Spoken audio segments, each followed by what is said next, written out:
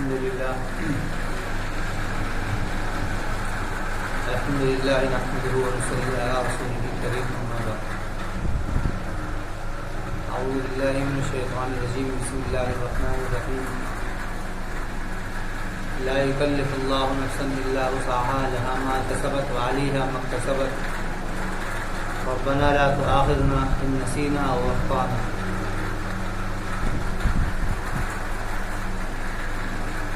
قال النبي صلى الله عليه وسلم المسلم من سلم المسلمون من لسانه ويده والمؤمن من أمنه الناس على دمائهم وأموالهم أو كما قال عليه الصلاة والسلام. خواتین و حضرات، آپ حضرات کو ایک موضوع کے اوپر جو آج کل بہت زیادہ چرچے میں ہے اس کے اوپر توجہ دلانی تھی. اور ابھی کچھ روز سے یہ بات سوشل میڈیا پر اور اس کے علاوہ لوگوں کے افکار کے اوپر چرچا کر رہی ہے کہ دھرم مذہب کون سا صحیح ہے اور مذہب تبدیل کرانا یعنی دھرم پریورتن کرانا، اس کو اسلام کس نظریے سے دیکھتا ہے، یا دھرم کو قرآن نے اور اسلام نے کیسے پیش کیا ہے. تو اس کے بارے میں عرض یہ ہے کہ دنیا کے اندر حقائق کو تلاش کرنے کا، ریئلٹی کو تلاش کرنے کا، حقیقتوں کو تلاش کرنے کا جو طریقے رہے ہیں وہ 3 طریقے رہے ہیں. یہ تاریخ ہے. اس میں سے ایک طریقہ جو ہے وہ نظریہ ارتقاء ہے، اور دوسرا نظریہ وہ نظریہ فیضان ہے، اور تیسرا نظریہ تخلیق ہے. نظریہ ارتقاء کیا ہے؟ نظریہ ارتقاء یعنی تھیولوجی آف سائنس. یہ سائنس دانوں کی نظریہ ہیں، ان کی تھیوری ہے کہ انہوں نے ایک بات یہ کہی کہ انسان کے پاس میں عقل ہے، انسان اپنی عقل کے اندر غور و فکر کر کے اور عقل سے محنت کوشش کر کے اپنے خالق اور مالک کا پتہ لگا سکتا ہے کہ اس کا خالق اور مالک کون ہے. اس کا پتہ لگا سکتا ہے اور پتہ لگانے کے بعد میں وہ صحیح مدعے کو جان سکتا ہے. اس کی تاریخ جو ہے نظریہ ارتقاء یعنی سائنس کی جو تاریخ ہے وہ تقریباً 2000 سال کی تاریخ ہے. 2000 تو زیادہ بول گیا میں، تقریباً 1500 سال کی تاریخ ہے. یعنی 1500 سال پہلے سائنس کا کوئی وجود نہیں تھا، لوگ سائنس کو جانتے نہیں تھے. تو ان لوگوں نے محنتیں کوشش کری، لیکن آخر میں ان لوگوں نے گھٹنے ٹیک دیے اور یہ کہہ دیا کہ میٹر فزکس یا اس کے علاوہ ایتھکس جو ہے،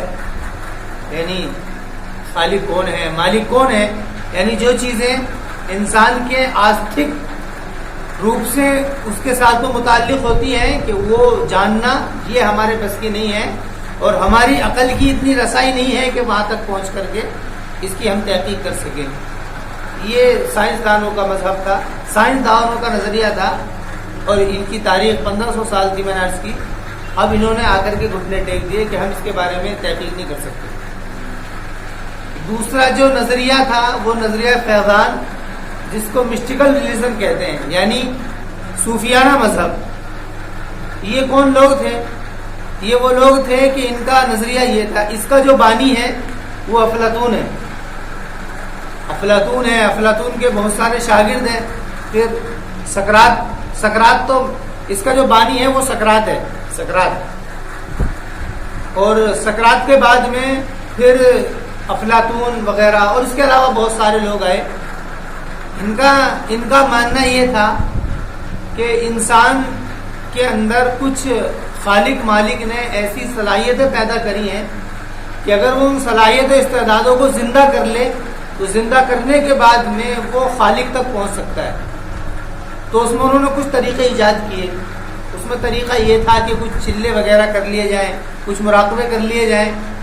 اور ایک بہت لمبی محنت اور کوشش اپنے نفس کے اوپر کی جائے، مثلا کھانا پینا چھوڑ کر کے یہ ساری چیزیں کی جائیں، اور اپنے نفس کو جب مجاہدے کے اندر ڈالا جائے گا، چلے وغیرہ کھینچے جائیں گی، جنگلوں کو نکل جائے گا، جس کو قرآن کریم نے بھی ذکر کیا ہے کہ وَرَهْبَانِيَّةً ابْتَدَعُوهَا مَا كَتَبْنَا عَلَيْهَا فَمَا رَعَوْهَا حَقَّ رِعَایَتِهَا، یعنی ان کا جو یہ نظریہ تھا وہ یہ تھا کہ ہم ایک طرف بالکل، حالانکہ وہ ان کے سامنے ایک بات طے تھی کہ وہ خالق اور مالک کو جانتے تھے، اللہ کو، لیکن وہ اس خالق و مالک کو تلاش کرنے کے لیے ریاضت کیا کرتے تھے، وہ بات تو الگ ہو گئی۔ یہ جو صوفیانہ نظریہ تھا، ان کا نظریہ یہی تھا کہ کچھ چلے کھینچے جائیں، کچھ مجاہدے کیے جائیں، کچھ نفس کے اوپر بار ڈالا جائے، کھانے سے اس کو دور رکھا جائے، خواہشات جو ہے نفس کی اس کو دور رکھا جائے، تو اس کے دور رکھنے کی وجہ سے، مجاہدوں کی وجہ سے انسان کے اندر ایک نور کی کیفیت پیدا ہوگی، اور اس نور کی کیفیت پیدا ہونے کی وجہ سے وہ خالق اور مالک تک پہنچ جائے گا۔ اس کی تاریخ تقریباً 5000 سال کی ہے، یعنی 5000 سال پہلے کوئی نہیں جانتا تھا، اور اس کا بانی میں نے عرض کیا جیسے کہ سقراط تھا۔ یہ بہت، یعنی کہ جو کتابیں آتی ہیں ایتھکس کے سبجیکٹ کے اوپر، جو اسکولوں کے اندر کتابیں پڑھائی جاتی ہیں، اس میں بہت یہ ساری چیزیں آتی ہیں، وہاں پر دیکھ لیا جائے، بہت کتابیں ہیں، اس کے اندر فلسفی ہوگی، اس کے اندر اس کو مطالعہ کر کے اس کا اندازہ ہو سکتا ہے۔ تو اس کو نظریہ، اس کو فلسفی بھی کہا جاتا ہے، فلسفی۔ تیسرا جو نظریہ ہے، نظریہ تخلیق، وہ نظریہ مذہب کا نظریہ ہے۔ وہ نظریہ یہ ہے کہ اللہ کہ وہ ان دونوں طریقوں سے بالکل الگ ہے، یعنی وہ ایسا نہیں ہے کہ انسان محنت کوشش کر کے خالق تک پہنچ سکتا ہے، یا انسان اپنے عقل کے ذریعے سے پہنچ سکتا ہے، بلکہ ان دونوں طریقوں سے ہٹا کر کے ایک تیسرا وہ طریقہ دیا گیا، وہ یہ دیا، اس کی شکل بالکل الگ ہے کہ جو ہمارا خالق و مالک ہے وہ اپنے اعتبار سے لوگوں میں سے کسی لوگوں کو چنتا ہے، اس کو نبی یا رسول بنایا جاتا ہے، اور رسول بنا کر کے پھر دنیا کے اندر بھیجا جاتا ہے، اور وہ رسول پھر اپنے اس رب کے پیغام کو لوگوں کے اوپر عام کرتا ہے، اور وہ پیغام عام کرتا ہے، اس کے پیغام کے اوپر جو بات مان لیتے ہیں ان کو بچا لیا جاتا ہے، اور جو پیغام کو نہیں مانتے ہیں اس کو دنیا ہی کے اندر اللہ کی عدالت قائم ہوتی ہے، اور دنیا ہی کے اندر ان کو ختم کر دیا جاتا ہے۔ جیسے کہ قرآن کریم میں پچھلے انبیاء کے بہت سارے واقعات ہیں، قوم عاد ہے، قوم سمود ہے، قوم سبا ہے، بہت قوم ہے، اور ان قوموں کا ذکر قرآن نے بہت تفصیل سے کیا ہے۔ آپ اس کو دیکھ سکتے ہیں 12ویں پارے کے اندر، سورہ ہود کے اندر پے در پے تقریباً 5-6 رکوع کے اندر انہی سارے قوموں کو ذکر کیا گیا ہے، اور قرآن کریم کے اندر اکثر جگہ پر ان ساروں کا ذکر ہے، اور ذکر کرنے کے بعد میں کچھ نشاندہی بھی چھوڑی ہے۔ اور یہ طریقہ رہتا ہے مذہب کا کہ مذہب ایک جگہ کو طے کرتا ہے، اس جگہ کے اندر کسی ذات کو طے کرتا ہے، اس ذات کو نبی یا رسول بنایا جاتا ہے، اور پھر وہ اپنے علاقے والوں کے اوپر حجت کو تام کرتا ہے۔ حجت کو تام کرنے کا مطلب یہ ہے کہ حقیقت کو بالکل ایسے واضح کر دیتا ہے جیسے کہ دودھ، اور باطل کو ایسے نکال دیتا ہے جیسے کہ نمک، یعنی دودھ اور پانی، دودھ کو الگ اور پانی کو الگ، اس طریقے سے کر دیتا ہے، اور پھر اس کے بعد میں خدا کا فیصلہ نافذ ہوتا ہے، اور ماننے والوں کو بچا لیا جاتا ہے، اور نہ ماننے والوں کو ختم کر دیا جاتا ہے۔ یہ مذہب کا طریقہ ہے۔ اس کی تاریخ جب سے دنیا بنی ہے، اس کی تاریخ جب سے ہے، اللہ رب العزت نے چونکہ اسی نظام کے اوپر دنیا کو قائم کیا ہے، اور آدم علیہ السلام اس کے پہلے نبی ہیں، رسول ہیں، اور اس کے آخری نبی رسول جو ہے حضرت محمد صلی اللہ علیہ وسلم ہیں، اس نظریہ تخلیق کے۔ تو یہ 3 طریقے رہے ہیں مذہب کو پہچاننے کے اور ماننے کے، اور دنیا کے اندر ان تینوں مذہبوں کے اندر جو دوسرا نظریہ تھا صوفیانہ مذہب، اس کے اندر سب سے زیادہ جو مہارت حاصل کی ہے اور سب سے زیادہ جو مشہور ہوا ہے وہ بدھسٹ جو ایک نظریہ ہے کہ جو یہاں پڑوس کی جگہ میں میرے خیال سے یہ آپ کا کوئی جگہ ہے، نام ذہن میں نہیں ہے، وہاں پر اس کو بہت زیادہ چرچا حاصل ہوئی ہے۔ تو تو یہ نظریہ تخلیق جو ہے مذہب، یہ اس کا بالکل نظریہ الگ ہے، یہ نظریہ ہے۔ ایک عرض تو یہ تھی۔ دوسری بات یہ ہے کہ دھرم کو تو پہلی بات تو سمجھنے کی یہ ہے کہ جب یہ خیال پیدا ہوتا ہے دھرم بدلنے کا، تو یہ تو ذہن میں بالکل اجاگر ہو جاتا ہے کہ دھرم جو نام ہے، مذہب وہ نام اسی چیز کا ہے، یعنی جس کے اندر خالق مالک کسی نبی رسول کو بھیجے اور وہ جا کر کے پھر اس کے اندر محنت کوشش کرے، تو دھرم پریورتن کا تو کوئی مسئلہ ہی نہیں بنتا، یعنی بدلنے کا کوئی مسئلہ ہی نہیں بنتا ہے۔ ہاں اتنی بات ضرور ہے کہ ان کے اندر فرقے بن گئے ہیں۔ کچھ فرقے وہ ہیں جو کہ اسلام آنے سے پہلے بنے تھے، جیسے کہ اس کے اندر یعنی کہ یہودی ہیں، نصرانی ہیں، یہ فرقے بنے تھے۔ کچھ فرقے وہ ہیں جو اس کے بعد میں بنے ہیں، جیسے کہ شیعہ ہیں، یا اس کے علاوہ سنی ہیں، یا اس کے علاوہ اور بہت سارے بریلوی ہیں، یا اور بہت ساری باتیں ہم اس میں کر سکتے ہیں۔ تو کچھ فرقے یہ بن گئے ہیں۔ تو دھرم کا جو موضوع ہے اور مذہب جو ہے وہ اسی بات کے اوپر آتا ہے، اسی بات کے اوپر قائم ہوتا ہے کہ وہ طریقہ جس کو ہمارے خالق مالک نے چنا ہے وہ یہ ہے۔ اب اس کے اندر بات یہ تھی کہ مذہب کو پیش کرنا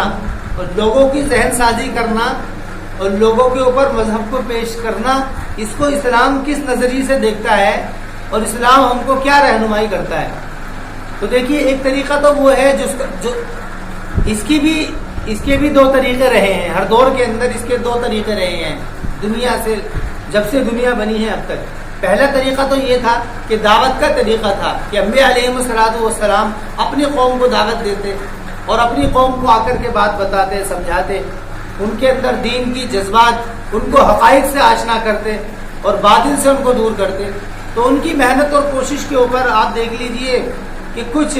فرد ایسے ہوتے ہیں جو آ کر کے اسلام قبول کرتے۔ مثلا آپ نوح علیہ السلام کو اٹھا کر کے دیکھیں گے تو نوح علیہ السلام کی جو تاریخ دعوت ہے وہ سارے نبیوں سے لمبی دعوت ہے، تقریباً 950 سال، اس کا قرآن کریم نے بھی اس کا اعتراف کیا ہے۔ 950 سال تک تقریباً ان کی محنت رہی ہے، اور اس 950 سال کے اندر تقریباً 80 یا 82، ایک روایت میں 80 ہیں، دوسری روایت میں 82، یعنی اتنے ہی لوگ 950 سال کے اندر اتنے لوگ اسلام کے اندر آئے ہیں۔ اس کی وجہ کیا بنی ہے؟ اس کی وجہ اصل یہ بنی ہے کہ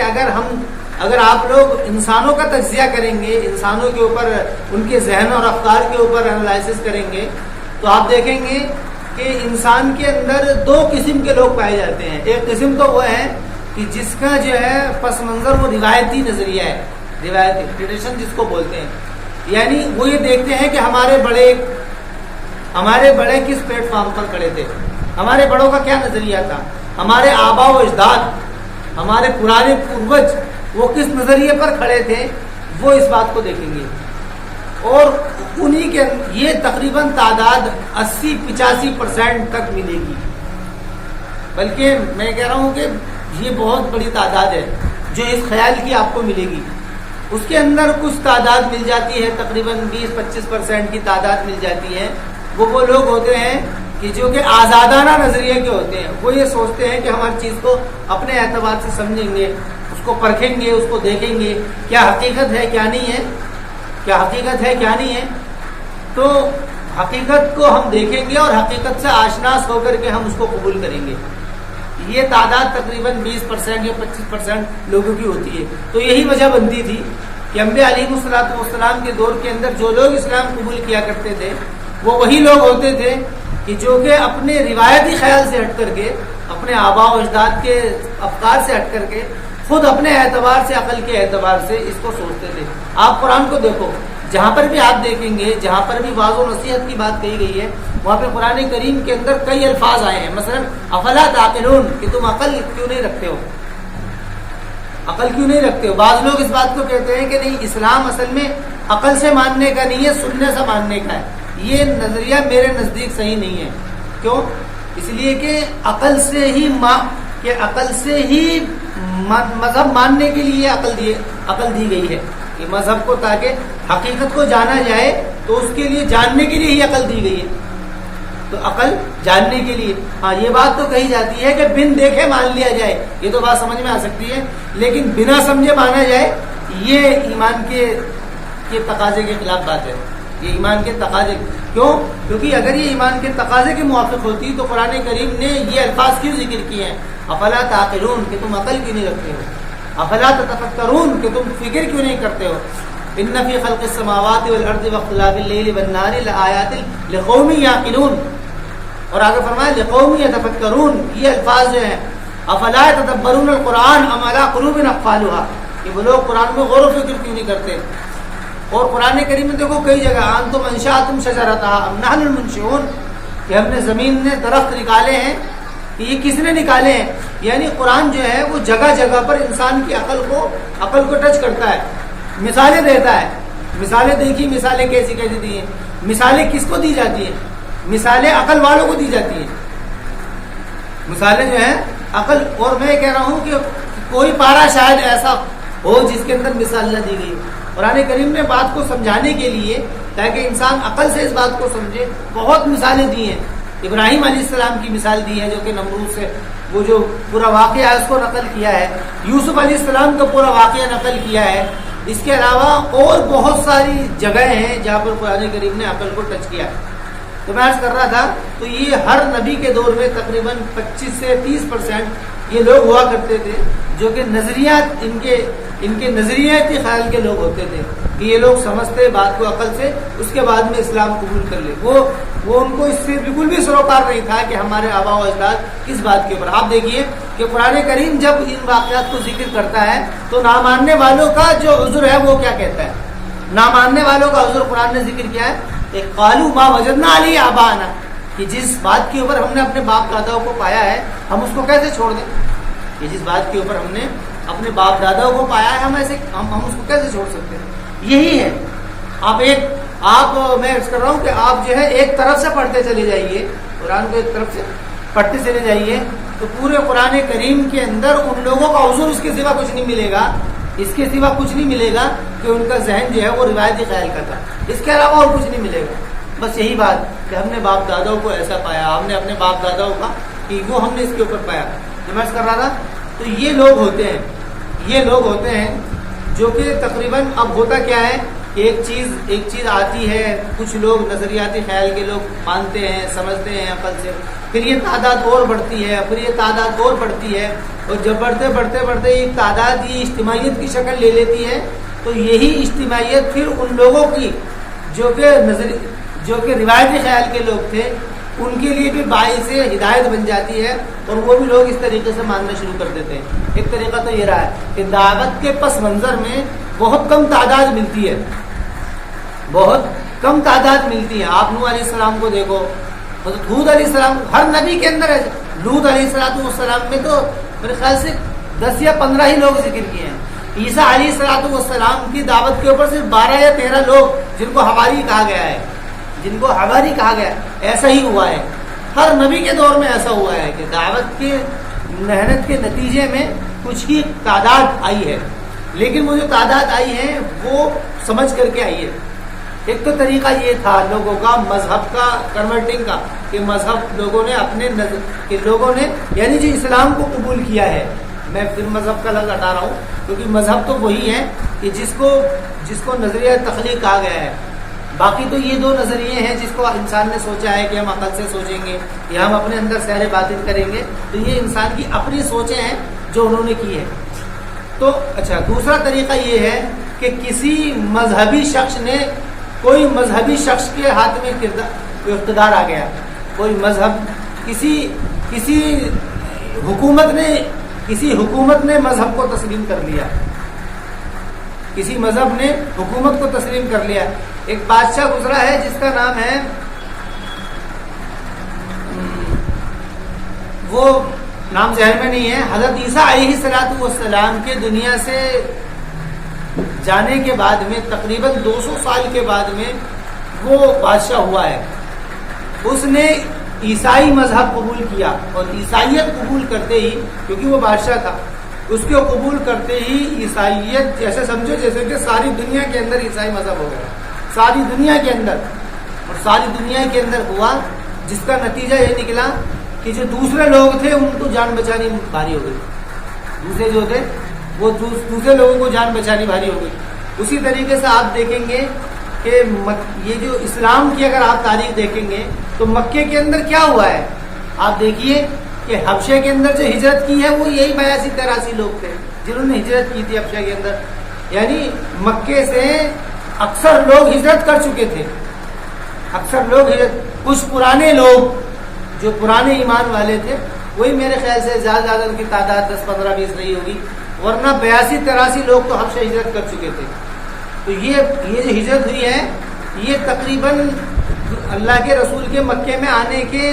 یعنی کہ 7, 8, 9 سال کے بعد میں یہ ہجرت ہوئی ہے جو حبشہ کی طرف ہجرت ہوئی تھی۔ دیکھیے آپ آخری رسول کہ اس کی دعوت کی محنت کے اوپر سے اتنے لوگ، لیکن جیسے ہی مدینے گئے اور مدینے میں جانے کے بعد میں اقتدار کی حیثیت حاصل ہوئی تو آپ دیکھیے پورا حجاز اسلام کے اندر داخل ہو گیا، پورا حجاز، جہاں پر بھی دیکھیے کہ سب کے اندر اسلام جو ہے پوری کہ سب جگہ عام ہو گیا۔ لیکن وہاں پر جو اسلام عام ہوا ہے وہاں پر اسلام کے عام ہونے کی وجہ وہ اسلام کا عام کرنا مقصد نہیں تھا بلکہ عدل کا عام کرنا مقصد تھا، عدل اور انصاف کو عام کرنا مقصد تھا۔ لیکن اس کے علاوہ یہ عدل کو عام کرنا مقصد تھا، تو میں کہہ رہا ہوں کہ اگر اقتدار کے اندر رہ کر کے اگر مذہب کو عام کرنے کی فکر ہوگی اور اس کے اندر عدل کے اوپر اگر قائم رہا جائے گا تو پھر مذہب جو ہے مذہب ترقی کرے گا۔ لیکن اگر مقصد صرف عدل کو قائم کرنا نہیں ہوگا، صرف اپنی تھیوری یعنی اپنا نظریہ، مذہبی نظریہ یہ پیش کرنا مقصد ہوگا اور اس کو لوگوں کے اوپر لازم کرنا مقصد ہوگا تو اس سے پھر اس کے بعد میں پھر نتائج جو ہیں وہ بہت برے نکلیں گے، تو میں عرض کر رہا تھا کہ ابھی تک جو بھی طریقہ ملا ہے مذہب کو لوگوں میں پیش کرنے کا طریقہ وہ دعوت ہی کا طریقہ ملا ہے۔ اور پورے قرآن کے اندر اگر دیکھا جائے پورے قرآن کے اندر بھی یہی موضوع ملتا ہے، ادعو الی سبیل ربک بالحکمۃ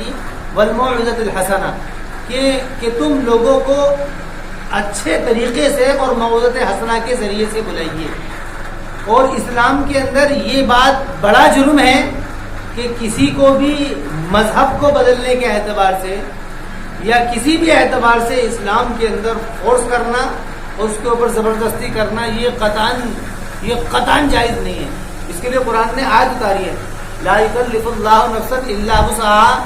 کہ ہم نے انسان کو اس کی طاقت کے بقدر مکلف یعنی جو وہ چاہے گا وہ ہوگا، وہ جو چاہے گا وہ ہوگا۔ ایسا بالکل نہیں ہوگا کہ اس کو جو ہے ایسا بالکل نہیں ہوگا کہ اقتدار میں رہ کر یا اپنی کسی طاقت کے ذریعے سے اسلام کو عام کیا جائے، ایسا اس کو بالکل ہی یہ قرآن اور اسلام کے روح سے یہ بالکل غیر مناسب بات ہے، اس کی مناسبت اسلام سے نہیں ہے اور اس کے اوپر بلکہ رد کیا گیا ہے، اسلام ہمیشہ سے لے کر کے ابھی تک دعوت کا ہی موضوع رہا ہے کہ اس کے ذریعے سے لوگوں کے اوپر دعوت دی جائے گی، عدل قائم کرنے کے لیے لوگوں کی دعوت دی جائے گی۔ تو کہا کہ فذکر فانما انت مذکر، کہ آپ تو نصیحت کرنے والے ہیں، لست علیہم بمسیطر، کہ آپ کو ان کے اوپر دروغہ بنا کر کے نہیں بھیجا گیا ہے کہ آپ ان کی زبردستی آپ ان کے اوپر کوشش کریں۔ یہ آیتیں جو ہیں یہ ایک جگہ پر نہیں ہے، بہت ساری جگہوں پر اس مضمون کو دہرایا گیا ہے الگ الگ الفاظ میں کہ آپ کا کام تو صرف لوگوں تک بات پہنچانے کا ہے، بلکہ یہ کہا گیا تھا نبیوں کی دعوت میں وما علینا الا البلاغ، کہ ہمارے ذمے تو صرف پہنچانا ہے، ہمارے ذمے میں تو صرف پہنچانا ہے اور ہمارا اس کے علاوہ اور کوئی طریقہ نہیں ہے۔ یہی طریقہ اسلام کا ہے اور یہی طریقہ انبیاء کا رہا ہے اور اسی طریقوں کو قرآن کریم نے اسی کو ہی عام کرنے کی بات کہی ہے اور اسی طریقے کو اللہ رب العزت نے اسی کی ہدایت اور اسی کی رہنمائی کی ہے۔ اس کے علاوہ اگر کوئی طریقہ ہے تو وہ غیر اسلامی ہے، اسلامی وہ طریقہ نہیں ہے۔ اس کے علاوہ صرف دعوت ہی ایک ایسا موضوع ہے کہ جس موضوع کے اوپر اس مذہب کی ترقی اور اس مذہب کے اوپر محنت کوشش کی جائے گی۔ اس کے علاوہ جو طریقہ ہے اس طریقے سے بچا جائے اور اس کے اوپر محنت کوشش کی جائے اور حق کو سمجھنے کے لیے حق کو سمجھنے کے لیے ہر ایک کے لیے کوشش ہونی چاہیے کہ وہ اپنے حق کو سمجھے کہ حق کیا ہے، اصل حق کیا چیز ہے اس کو سمجھے۔ وآخر دعوانا الحمدللہ رب العالمین۔